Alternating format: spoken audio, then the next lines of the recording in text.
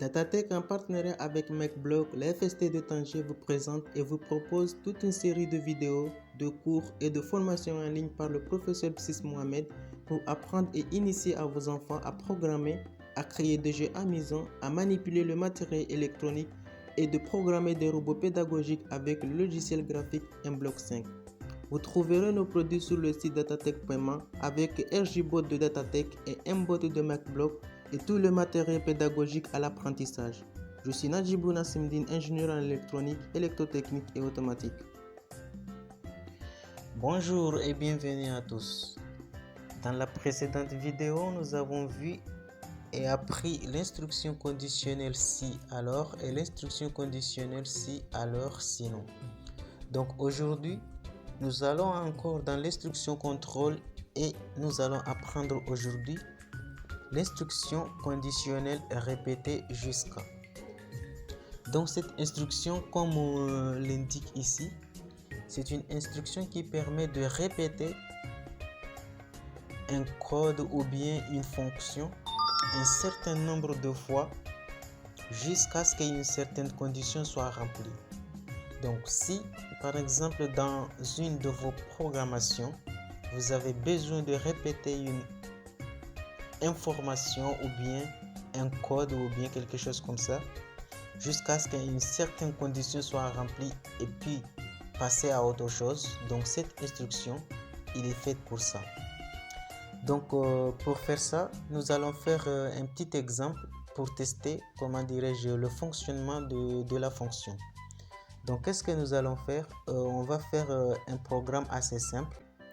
Donc je vais tout simplement faire répéter 5 fois la même phrase ou bien deux phrases comme ça pour bien voir la différence de Monsieur Panda. Par exemple, je vais lui dire bonjour, je suis Monsieur Panda. Donc je vais répéter cette information 5 fois.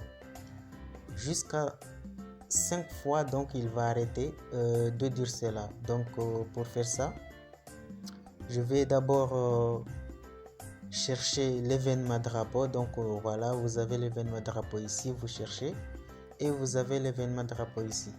Ensuite, il faut aller dans contrôle et chercher l'instruction conditionnelle répétée jusqu'à. Ensuite, coller ensemble. Donc qu'est-ce qu'on va faire? Donc puisqu'on va répéter 5 fois le programme qu'on va écrire, donc il nous faut un compteur qui va compter 1, 2, 3, 4 et 5 fois il doit s'arrêter. Donc du coup, pour faire cela, on va dans variable et on va créer une variable qui s'appelle compteur et on va cliquer sur OK.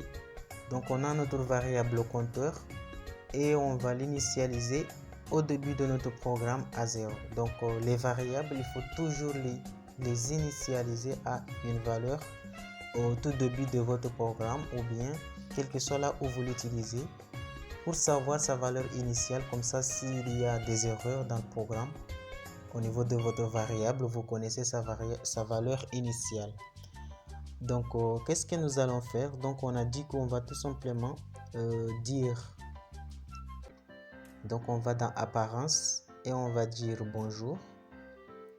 Ensuite on va dire monsieur, je suis Monsieur Panda et on va attendre par exemple une seconde.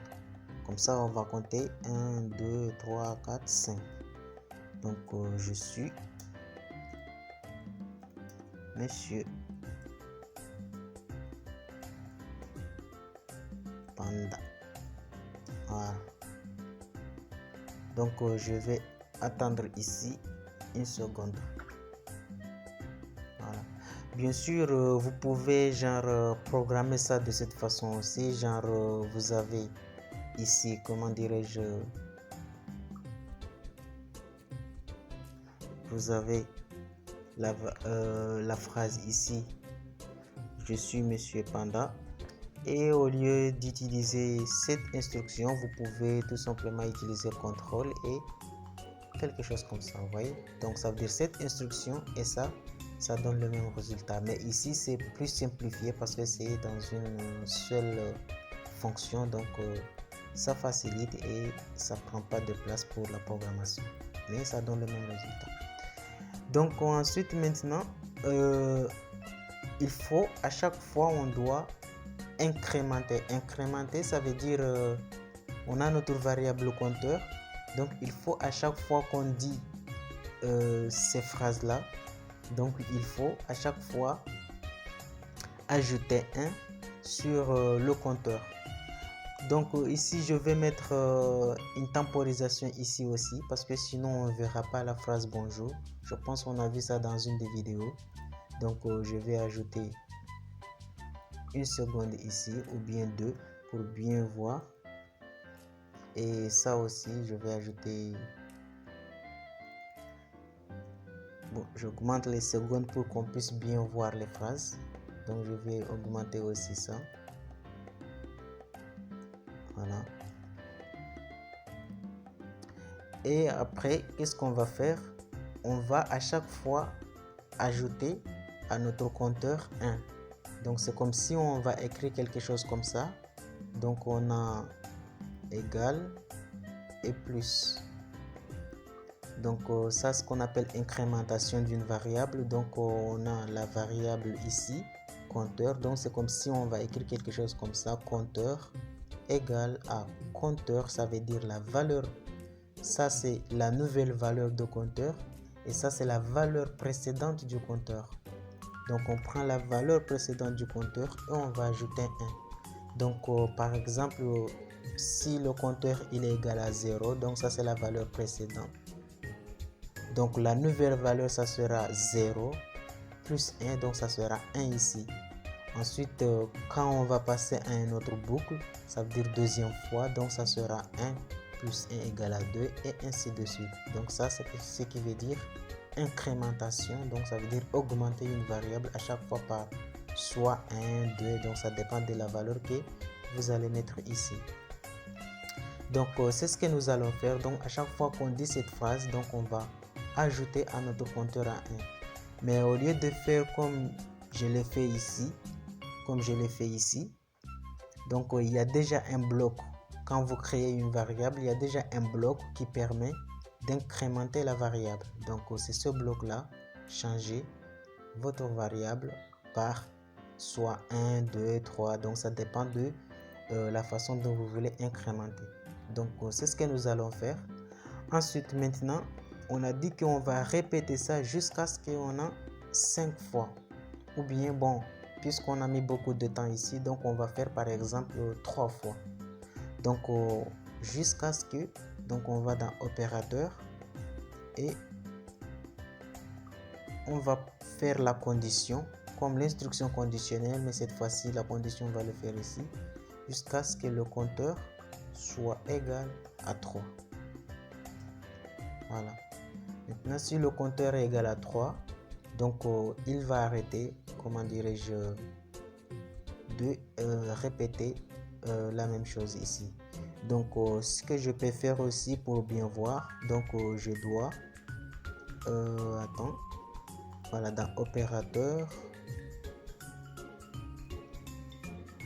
ou bien contrôle, voilà, arrêter tout.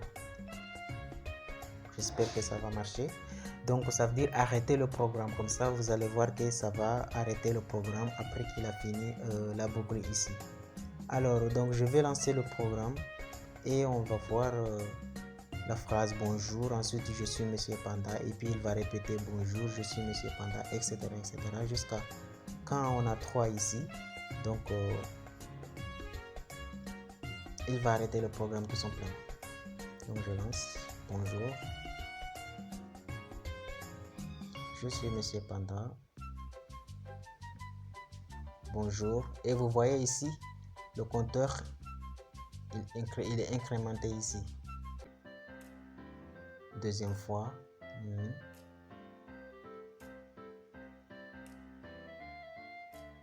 troisième fois, et voilà, il a arrêté le programme, vous voyez. Donc c'est en quelque sorte, comment dirais-je, ce que ça sert, ou bien la fonction de cette instruction répéter jusqu'à. Donc vous avez une nombre ou bien un certain nombre de fonctions ou bien de programmes que vous voulez répéter. Ensuite, vous posez juste une condition. Quand cette condition est remplie, il va sortir dans cette boucle. Donc, quand il a fini de compter, il est sorti dans cette boucle. Ça veut dire le code est sorti dans cette boucle. Ensuite, avec cette fonction arrêter tout, donc il a arrêté le programme automatiquement. Donc ça c'est intéressant aussi parce qu'on peut l'utiliser par exemple pour créer un compteur.